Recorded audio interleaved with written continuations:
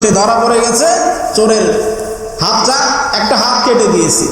মুসলমান বন্ধুগণ আমার, কিন্তু একটা কথা আছে, খাসলত তো কখনো কি হয় না, মানুষ থেকে দূর হয় না। কয়লা ধুলে কি ময়লা যায়? সে তো চোর, যার কারণে তার ভিতর থেকে অভ্যাস যায় নাই। হাত একটা কাটা পড়ছে তো কি হয়েছে, এরপরে সে চুরি করার মাত্রা আরো বাড়ায় দিছে। মুসলমান বন্ধুগণ আমার, চুরি করতে করতে একদিন সে ব্যক্তি চুরি করার জন্য আর কোনো ঘর খুঁজে পায় নাই, যায়া জুনাইদ বাগদাদী রহমাতুল্লাহি আলাইহির ঘরের ভিতরে প্রবেশ করেছে। আল্লাহর ওলি জুনাইদ বাগদাদী রহমাতুল্লাহি আলাইহি, এরা কি রাত্রে ঘুমিয়ে থাকার মানুষ? হয়তো কিছু সময় আরাম করার জন্য একটু বিছানায় গা লেলিয়ে দিয়েছে, একটু শয়ন করেছে। চোরে মনে করছে কাজ হইছে, আল্লাহর বান্দা ঘুমাইছে, এখন কাজ সারা যায়। মুসলমান বন্ধুগণ আমার, কথাগুলো খুব দিলের কান দিয়ে বুঝবেন।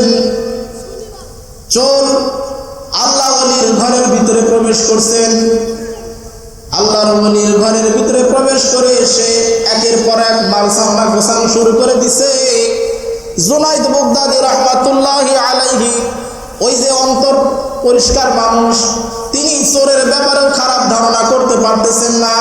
উনি আফসোস করে বলতেছেন, হায় আফসোস, চোরের ঘরে মনে হয় তার ছেলে মেয়েরা না খাওয়া অবস্থায় আছে, আল্লাহর বান্দা চুরি করার জন্য এসেছে, হোক সে যা পারে নিয়ে যাক, আমি কোনো কথা বলবো না।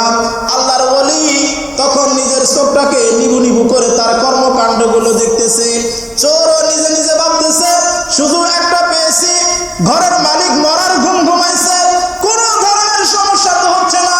সে চুরি করতেই আছে, একের পর এক চুরি করতেই আছে, করতে করতে তার বোঝাটা এত ভারী করে ফেলেছে, আর তার হাত তো একটা কাটা, সে তো বোঝা আর মাথার উপরে ওইভাবে উঠাইতে পারে না। টানতে টানতে কোনোভাবে তার ঘর থেকে, আল্লাহর ওলির ঘর থেকে বের করে বস্তাটাকে সে তার খুলি বাড়িতে নিয়েছে।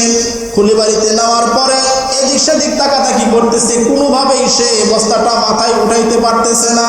অনেক চেষ্টার পরে সে যখন তার সকল চেষ্টা যখন বিফল গেল, সে যখন ব্যর্থ হয়ে গেল, মুসলমান বন্ধুগণ আমার, এখন চিন্তা করতেছে তাহলে কি করা যায়। কোন একজন মানুষের সাহায্য ছাড়া তো আমি এই বোঝা আমার গন্তব্যে নিতে পারবো না। আল্লাহর বান্দা তখন এদিক সেদিক তাকাতাকি শুরু করে দিছে। জুনাইদ বাগদাদী রাহমাতুল্লাহি আলাইহি বিছানা থেকে উঠে ঘরের জানলা দিয়ে আল্লাহর বান্দার দৃশ্যগুলো দেখতেছে, মনে মনে চিন্তা করতেছে, আল্লাহর বান্দার তো অনেক কষ্ট হয়, আমার তো সহযোগিতা করা দরকার। তার ছেলে মেয়ে হয়তো বাড়িতে না খাওয়া অবস্থায় আছে, আমি তো তাকে ধরতে পারি না। এই জন্য তিনি নিজের বরাক্রান্ত দিলটাকে নিয়ে চিন্তা করলেন, আমি যদি এই মুহূর্তে আমার ঘরের দরজা দিয়ে বের হয়ে সোজা আঙিনা দিয়ে যদি তার কাছে যাই, তাহলে তো সে ভয়ে পালিয়ে যাবে। এই জন্য তিনি বাড়ির পিছন দিয়ে বের হয়ে অন্য রাস্তা দিয়ে তার কাছ দিয়ে যাওয়া শুরু করে দিলেন। সুবহানাল্লাহ, আল্লাহওয়ালারা কেমন হয়, নিজের বাড়ির গেট দিয়ে দরজা দিয়ে বের হয়ে যদি চোরের কাছে আসে, তাহলে চোর তো বুঝে ফেলবে যে বাড়ির মালিক জান্নাত পেয়ে গেছে, সে মাল ছেড়ে পালিয়ে যাবে, তার সন্তানেরা না খাওয়া অবস্থায় থাকবে। এই জন্য সে চিন্তা করলো, হযরত বাগদাদী রাহমাতুল্লাহি আলাইহি চিন্তা করলেন যে আমাকে বাড়ির মেইন গেট দিয়ে বের হওয়া যাবে না, পিছন বাড়ি দিয়ে বের হয়ে অন্য রাস্তা দিয়ে তার কাছে আমাকে যেতে হবে। মুসলমান বন্ধুগণ আমার, যেই ভাবা সেই কাজ। বাড়ির পিছন গেট দিয়ে বের হয়ে তিনি ওই দিক দিয়ে এমন ভাবে তার পাশ দিয়ে, চোরের পাশ দিয়ে হাঁটতেছেন, যাতে করে সে এটা জানেই না। আল্লাহর বান্দা চোর বাগদাদী রাহমাতুল্লাহি আলাইহিকে ইশারা করলেন, আল্লাহর বান্দা এই দিকে আসো।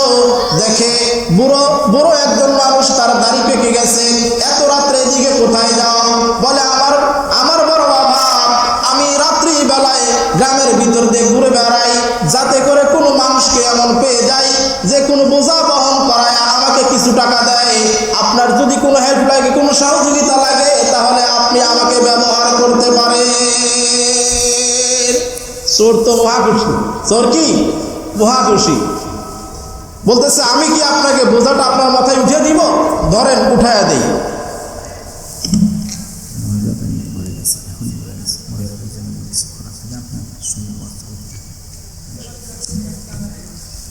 মুসলমান বন্ধুগণ আমার, আল্লাহর ওলি যখন জুনাইদ বাগদাদী রহমাতুল্লাহি আলাইহি তার কাছে গেছেন, বলতেছে ভাই আপনার বোঝাটা উঠাইতে মনে হয় কষ্ট হচ্ছে, আমি আপনার বোঝাটা আপনার মাথায় উঠায় দেই। এই কথা বলে যখন জুনাইদ বাগদাদী রহমাতুল্লাহি আলাইহি সোনার বোঝাটা তার মাথায় উঠে দেওয়ার চিন্তা করলেন, সুযোগে সৎ ব্যবহার, মানুষ যখন সুযোগ পায় তখন সেই সুযোগটা কাজে লাগিয়ে দেয়। চোর বলতেছে বেটা তুই বোঝাটা আমার মাথায় উঠাই দিতে চাস কেন? কেবল তো তুই বললি টাকার বিনিময়ে তুই বোঝা বহন করিস, তাড়াতাড়ি করে বোঝাটা তোর মাথায় নেই এবং আমার সাথে সাথে চল। আল্লাহর ওলি জুনাইদ বাগদাদী রহমাতুল্লাহি আলাইহি বোঝাটা নিজের মাথার ভিতরে নিলেন। নিজের মাথার ভিতরে নেওয়ার পরে বলতেছেন আল্লাহর বান্দা কোন দিকে যেতে হবে? বলে ডান দিকে যাও। সে ডান দিকে চলা শুরু করে দিছে, সামনের দিকে চলো, চলতে শুরু করে দিছে। এইভাবে চলতে